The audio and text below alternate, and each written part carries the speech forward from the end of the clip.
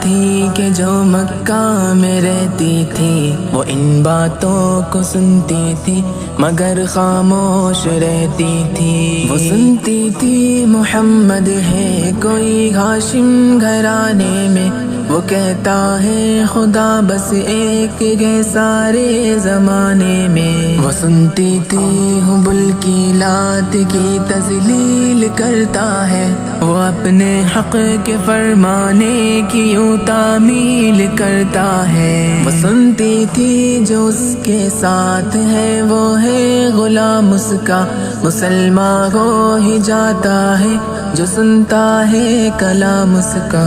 لکھا ہے وہ ضعیفہ ایک دن کعبے میں جا پہنچی، حبل کے پاؤں پر سر رکھ کے اس نے یہ دعا مانگی، میں تجھ کو پوجتی ہوں اور خدا بھی تجھ کو کہتی ہوں، بڑا افسوس ہے جو آج کل میں رنج سہتی ہوں۔ وہ غم یہ ہے محمد ہے کوئی ہاشم گھرانے میں، وہ کہتا ہے خدا بس ایک ہے سارے زمانے میں۔ مٹا دو اس کی ہستی کو نہ لے پھر کوئی نام اس کا، جگر چھلی ہوا جاتا ہے سن سن کر کلام اس کا۔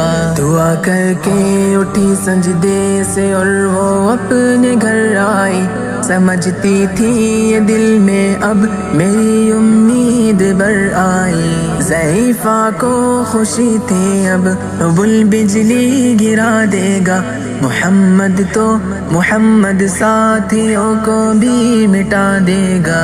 مگر کچھ دن گزرنے پر نہ جب امید بھر آئی، دعا کر کے حبل سے اپنے دل میں خوب پچھتائی۔ غرض ترکیب اس نے سوچ لی یہ خود ہی گھر آ کر، کہ چھوڑوں گی یہ بستی میں رہوں گی اور کہیں جا کر۔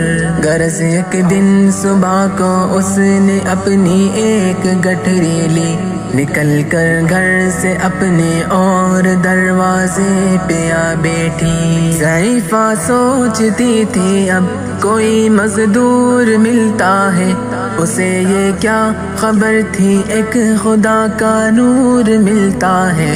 فریضہ صبح کو کر کے ادا سرکار دو عالم چلے جاتے تھے کعبہ کی طرف وہ رحمت عالم۔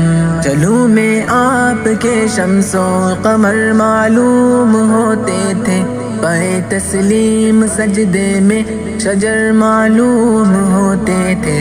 ضعیفہ منتظر مزدور کی بیٹھی تھی گھبرائی، یکایک سامنے سے چاند سی صورت نظر آئی۔ ضعیفہ نے کہا بیٹا یہاں آنا، بتا کیا نام ہے تیرا؟ کہا مزدور ہوں اماں، بتا کیا کام ہے تیرا؟ کہا مزدور ہے گر تو چل گٹھری میری لے کر، میں خوش کر دوں گی اے مزدور مزدوری تیری دے کر۔ یہ سن کر آپ نے گٹھری اٹھا کر اپنے سر پر لی، ضعیفوں کی مدد کرنا یہ عادت تھی پیمبر کی۔ غرض گٹھری کو لے کر منزل مقصود پر آئی، کہا دل سے کہ اے دل اب تیری امید بر آئی۔ کہا بیٹا جو تھی دل میں تمنا ہو گئی پوری، محمد تو محمد ساتھیوں سے ہو گئی دوری۔ لگی دینے جو مزدوری ضعیفہ آپ کو جس دم، تو فرمانے لگے اس دم حضور سرور عالم۔ یہ کوئی کام ہے اماں میں لوں اب جس کی مزدوری، کوئی گر اور خدمت ہو تو وہ بھی میں کروں پوری۔ یہ فرماتے ہوئے کی آپ نے جانے کی تیاری، ضعیفہ سے اجازت چاہتے تھے رحمت باری۔ ضعیفہ نے کہا بیٹا ذرا ٹھہرو چلے جانا، مجھے ایک بات کہنی ہے ذرا سن کر چلے جانا۔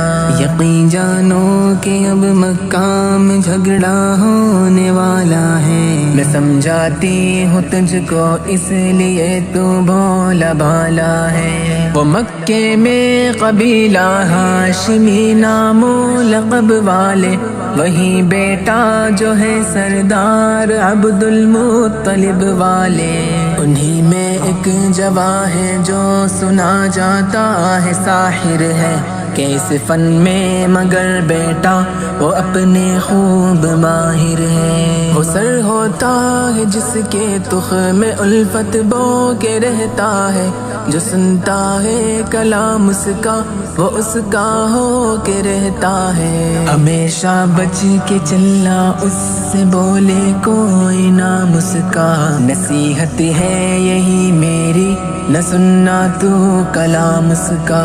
نبی بڑھیا کے دل میں نور وحدت بھرنے والے تھے، نصیحت سن رہے تھے جو نصیحت کرنے والے تھے۔ ضعیفہ نے کہا بیٹا بھلا کیا نام ہے تیرا، تیرا آغاز کیا ہے اور کیا انجام ہے تیرا۔